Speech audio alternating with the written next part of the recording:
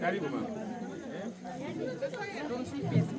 Amina. Mimi langu ni maoni tu baba, tusaidie kwenye vikao vyenu vya mabara kuhusu haya maji ya baraka.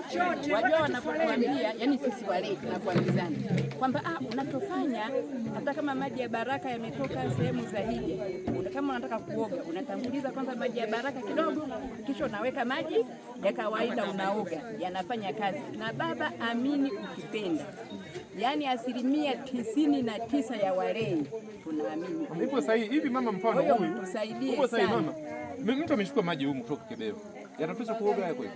Unachofanya ni hiki, unachukua kidogo unatia kwenye ndoo yako kidogo tu, unatia kwenye ndoo. Ushatia kwenye ndoo hii, ninachokiamini mimi kama mama, unapiga sala zako 3. Mama Bikira Maria wa Kibeo, naomba unisaidie mwana wa haya maji na yanavyoenda kuoga yakaniondolee matatizo yangu. Unataja matatizo yako, unapiga zako baba yetu 3, Salamu Maria 3, atukuzwe 3, afu naoga. Tuone kama matatizo yataendelea. Amina. Wewe nipata mama? Mwingine mwenye swali jamani? Jamani, nilisahau pale kwamba wakati mvua ile wakati ile mvua imenyesha, ile mvua kali, na watoto watu wanahukumu, watawa na nini, mama akasikia kilio cha wale mabinti wakati anasema tunahukumiwa tena. Akaleta jua, ndani ya dakika 2 kila kitu kikawa kimekauka, mavazi yao yamekauka na kila kitu. Asante. Tumsifu Yesu Kristo. Jamani, nyinyi mmesoma sawa penda? Kuna katika history, ili kujenga history, sawa penda? Ili kujenga history kuna factor 3. Kuna factor ya kwanza, kuna oral tradition. Oral tradition inaandikwa kutokana na wale waliokuwa wamesikia.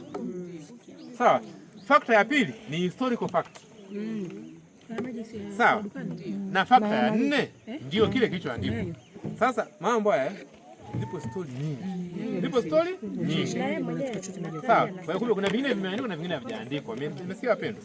Tumsifu Yesu Kristo. Milele amina. Basi twende pale tukapenda straight. Sijabariki. Haya.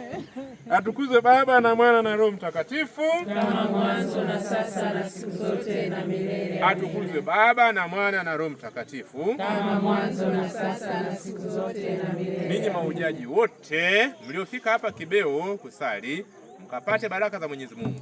Mama Bikira Maria kwa maombezi yake akawasaidie. Matatizo yenu yote miache hapa Kibeo, mrudi Tanzania mkiwa na furaha na amani. Amen. Mungu Mwenyezi anakubariki kwa jina la Baba na la Mwana na Roho Mtakatifu. Amen. Asante sana.